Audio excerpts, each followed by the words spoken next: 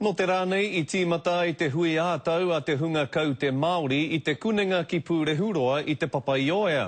Ko te kaupapa I tēnei tau, me pēhea te pupuri me te whakatipu I ngā kaupapa mahi Pūtea Hall ki roto I te ohanga Māori. Ko te whakatika I ngā pukapuka kaute, he mahi nui e kitea I te angitu o tētahi pakihi. Nā te nui o ngā whakataunga tono tiriti, kua nui ke atu te hiranga o tērā mahi I nāia nei.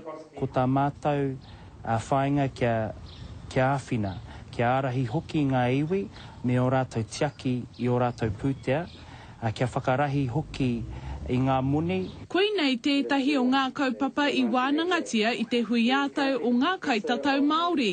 O tira he arotake I ngā huarahi e whakapūmau ai te noho a te iwi Māori I roto I te ao ohaoha.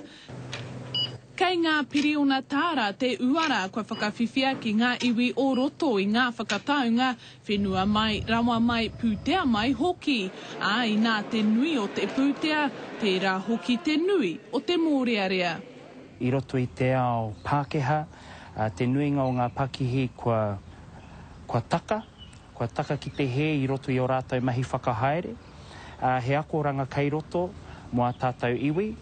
I tua atu I ngā take tiriti ko ngā tāke me ngā kaporeihana kai pakihi Māori hoki ka kōrerotia.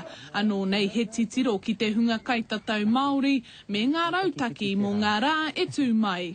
Ko te hiahia kia piki ake te maha o ngai tātou, e mōhio pai ana ki tēnei momo mahi hei āwhina I te iwi kia tika te whakamahi I ngā pūtea. Hei a pōpō mutu ai te hui, mā reira whakaritea ki hea tūwai a te rātau. Mikey Sherman, Te Karere.